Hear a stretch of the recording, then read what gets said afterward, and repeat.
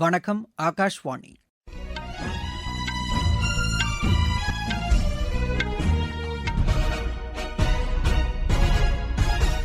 செய்திகள் வாசிப்பவர் பாலசுப்ரமணிய கன்னியப்பன். தலைப்புச் செய்திகள்: பொருளாதார ஸ்திரத்தன்மையை பராமரிக்க சுயசார்பு நிலை எட்டப்பட வேண்டியதன் அவசியத்தை குடியரசுத் தலைவர் திருமதி திரௌபதி முர்மு வலியுறுத்தியுள்ளார். இந்தியா பிரிட்டன் இடையான தடையற்ற வர்த்தக ஒப்பந்தம் புதிய வாய்ப்புகளுக்கு வழிவகுக்கும் என்று மத்திய அமைச்சர் திரு பியூஷ் கோயல் நம்பிக்கை தெரிவித்துள்ளார். வர்த்தக ரீதியிலான எரிவாயு சிலிண்டருக்கு விதிக்கப்பட்டுள்ள அனைத்து கட்டுப்பாடுகளும் நீக்கப்பட்டுள்ளதாக மத்திய அரசு கூறியுள்ளது. சர்வதேச போதைப்பொருள் ஒழிப்பு தினம் இன்று கடைபிடிக்கப்படுகிறது. இந்தியா அயர்லாந்து அணிகளுக்கு இடையான முதலாவது டுவெண்டி கிரிக்கெட் போட்டி பெல்ஃபாஸ்டில் இன்று நடைபெறுகிறது. இனி விரிவான செய்திகள். பொருளாதார ஸ்திரத்தன்மையை பராமரிக்க சுயசார்பு நிலை எட்டப்பட வேண்டியதன் அவசியத்தை குடியரசுத் தலைவர் திருமதி திரௌபதி முர்மு வலியுறுத்தியுள்ளார்.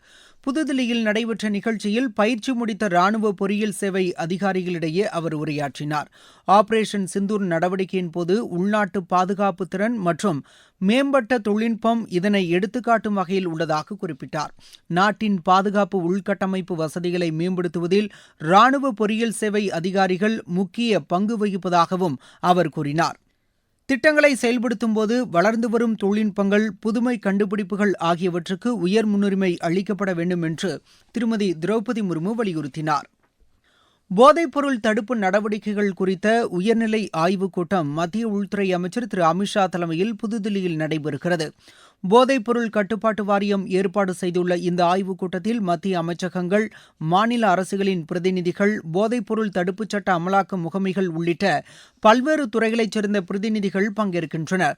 இந்த ஆய்வுக் கூட்டத்தில் போதைப்பொருள் தடுப்பு குறித்த செயல் திட்ட கையேட்டையும் அவர் வெளியிடுகிறார். இதனையடுத்து ஜம்மு மற்றும் குவஹாத்தியில் போதைப்பொருள் கட்டுப்பாட்டு வாரியத்திற்காக புதிதாக கட்டப்பட்டுள்ள மண்டல அலுவலக கட்டடங்களையும் திரு அமித்ஷா திறந்து வைக்கிறார். மேலும் போதைப்பொருள் பயன்பாடு இல்லாத இந்தியாவை உருவாக்குவதற்கான அரசின் முன்முயற்சிகள் குறித்து இக்கூட்டத்தில் விரிவாக விவாதிக்கப்பட உள்ளதாக எமது செய்தியாளர் தெரிவிக்கிறார். பொருளாதார நன்மைகளை கருத்தில் கொண்டு இந்தியா பிரிட்டன் இடையான தடையற்ற வர்த்தக ஒப்பந்தம் மேற்கொள்ளப்பட்டுள்ளதாக மத்திய தொழில் மற்றும் வர்த்தகத்துறை அமைச்சர் திரு பியூஷ் கோயல் கூறியுள்ளார். லண்டனில் நடைபெற்ற இந்திய சர்வதேச மன்றத்தின் சார்பில் நடைபெற்ற நிகழ்ச்சியில் பங்கேற்று பேசிய அவர், இவ்விரு நாடுகளுக்கு இடையான தடையற்ற வர்த்தக ஒப்பந்தம் ஜூலை 15 முதல் நடைமுறைக்கு வரவுள்ளதாக தெரிவித்தார். இரு நாடுகளுக்கு இடையான வர்த்தகம் அதிகரிப்பதற்கு இது உதவிடும் என்று அவர் கூறினார். சர்வதேச வர்த்தக நடைமுறைகள், பொருளாதார வளர்ச்சிக்கான புதிய வாய்ப்புகளுக்கு இந்த ஒப்பந்தம் உதவிடும் என்று திரு பியூஷ் கோயல் தெரிவித்தார். சர்வதேச போதைப்பொருள் ஒழிப்பு தினம் இன்று கடைபிடிக்கப்படுகிறது. போதைப்பொருள் பயன்பாட்டால் ஏற்படும் தீமைகள் குறித்து மக்களிடையே விழிப்புணர்வு ஏற்படுத்துவதற்கும் சட்டவிரோத போதைப்பொருள் கடத்தலை தடுத்து நிறுத்துவதற்கும் ஆண்டுதோறும் ஜூன் 26 இந்த தினம் கடைபிடிக்கப்பட்டு வருகிறது. இதனையொட்டி நாடு முழுவதும் பல்வேறு விழிப்புணர்வு நிகழ்ச்சிகளுக்கு ஏற்பாடு செய்யப்பட்டுள்ளன. இந்த தினத்தையொட்டி தேசிய போதைப்பொருள் ஒழிப்பு வினாடி வினா போட்டியை மத்திய விளையாட்டு அமைச்சகம் நடத்துகிறது. மை பாரத் செயலி மூலம் நடத்தப்படும் இப்போட்டி அடுத்த மாதம் 15 வரை நடைபெறவுள்ளது. இந்த போட்டியில் பங்கேற்க விரும்பும் இளைஞர்கள் மை பாரத் இணையதளம் வாயிலாக பதிவு செய்து கொள்ளலாம் என்று அந்த அமைச்சகம் தெரிவித்துள்ளது. இதனையொட்டி தமிழ்நாட்டின் சென்னை காமராஜர் சாலையில் நடைபெற்ற மாரத்தான் ஓட்டத்தை முதலமைச்சர் திரு விஜய் இன்று காலை தொடங்கி வைத்தார். முன்னதாக போதைப்பொருள் ஒழிப்பு குறித்த உறுதிமொழியையும் முதலமைச்சர் செய்து வைத்தார். நெதர்லாந்து நாட்டின் அரசியும் நிதிசார் நடவடிக்கைகளுக்கான ஐநா பொதுச் செயலரின் சிறப்பு பிரதிநிதியுமான திருமதி மேக்சிமாவுடனான சந்திப்பு ஆக்கப்பூர்வமாக அமைந்ததாக பிரதமர் திரு நரேந்திர மோடி தெரிவித்துள்ளார்.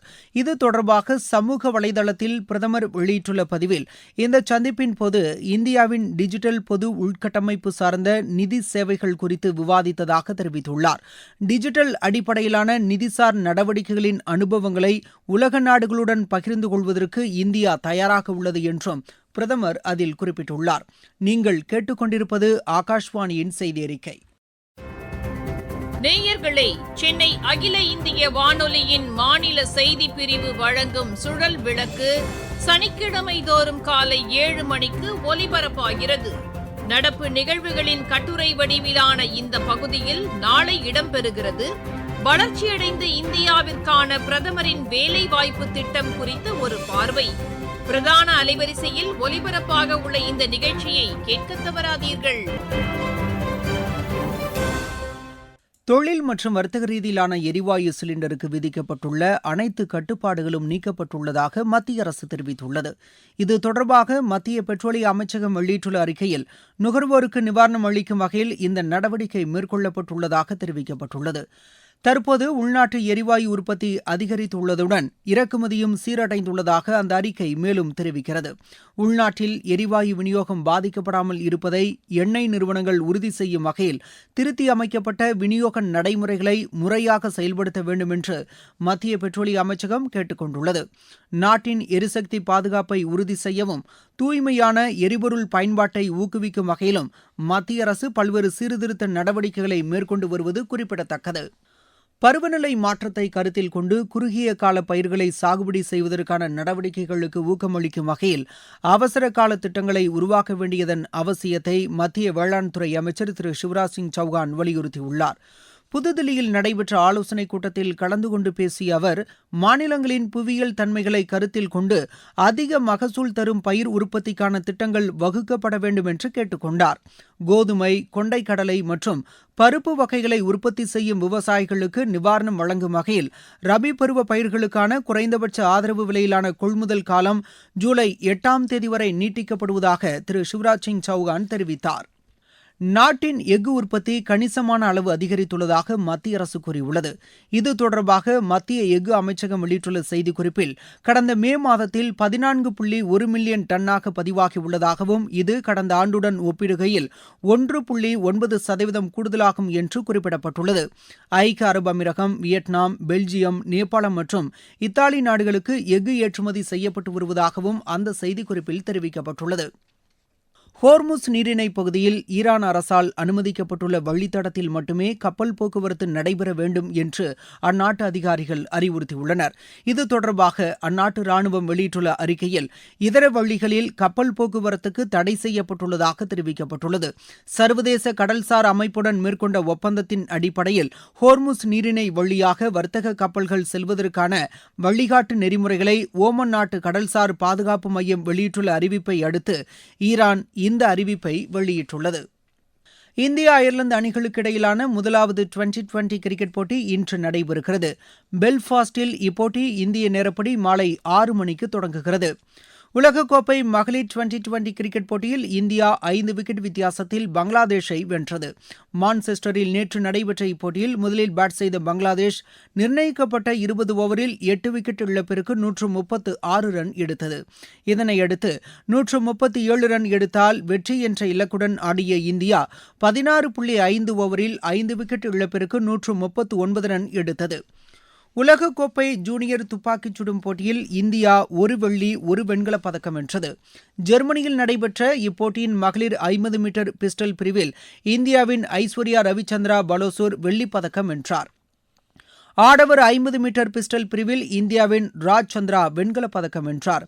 இப்போட்டியில் இந்தியா 7 தங்கம், 8 வெள்ளி, 10 வெண்கலப் பதக்கங்களுடன் பதக்கப்பட்டியலில் முதலிடம் பெற்றது.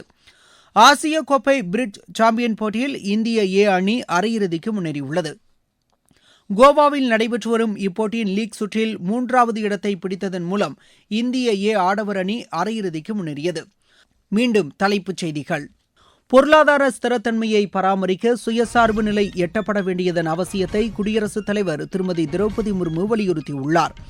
இந்தியா பிரிட்டன் இடையான தடையற்ற வர்த்தக ஒப்பந்தம் புதிய வாய்ப்புகளுக்கு வழிவகுக்கும் என்று மத்திய அமைச்சர் திரு பியூஷ் கோயல் நம்பிக்கை தெரிவித்துள்ளார். வர்த்தக ரீதியிலான எரிவாயு சிலிண்டருக்கு விதிக்கப்பட்டுள்ள அனைத்து கட்டுப்பாடுகளும் நீக்கப்பட்டுள்ளதாக மத்திய அரசு கூறியுள்ளது. சர்வதேச போதைப் பொருள் ஒழிப்பு தினம் இன்று கடைபிடிக்கப்படுகிறது. இந்திய அயர்லாந்து அணிகளுக்கு இடையான முதலாவது டுவெண்டி கிரிக்கெட் போட்டி பெல்ஃபாஸ்டில் இன்று நடைபெறுகிறது. இத்துடன் இந்த செய்தி அறிக்கை நிறைவடைந்தது.